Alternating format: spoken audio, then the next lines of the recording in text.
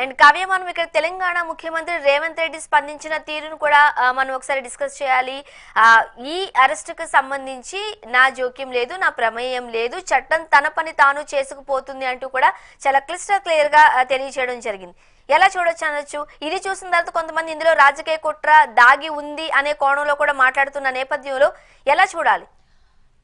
స్వర్ణ, అయితే ఇది ఎంతవరకు నమ్మొచ్చు అంటే, అయితే రీసెంట్ గా పుష్ప సక్సెస్ మీట్ లో అల్లు అర్జున్ ఎప్పుడైతే పుష్ప టీమ్ మెంబర్స్ కి కావచ్చు అండ్ ఫ్యాన్స్ కి సంబంధించి కావచ్చు ఇట్లా ప్రతి ఒక్కరిని పొగుడుతూ వచ్చిన సందర్భంలో తెలంగాణ ప్రభుత్వం సపోర్ట్ చేసినందుకు చాలా ధన్యవాదాలు అని చెప్పి కంటిన్యూ చేయబోయి కాసేపు తడబడిన వీడియోస్ చాలా వరకు వైరల్ అయ్యాయి.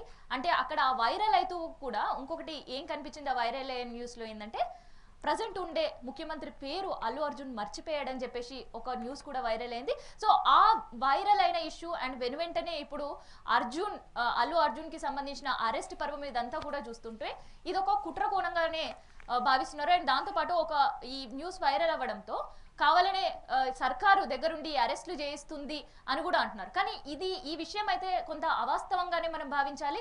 ఎందుకంటే ఇక్కడ గవర్నమెంట్ నిజంగా అట్లాంటి కుట్రపూరితమైన వ్యవహారాలు చేయాలి అంటే సెల్ఫ్ గా కావచ్చు, లేదంటే ఎవరైనా పబ్లిక్ తో కావచ్చు, మిగతా వాళ్ళతో కేసు పెట్టించేది. కానీ ఇక్కడ బాధితుడి భర్త, బాధితుడు అని కూడా చెప్పలే, తన లైఫ్ పార్ట్నర్ ని ప్రాణాలు కోల్పోయినరు.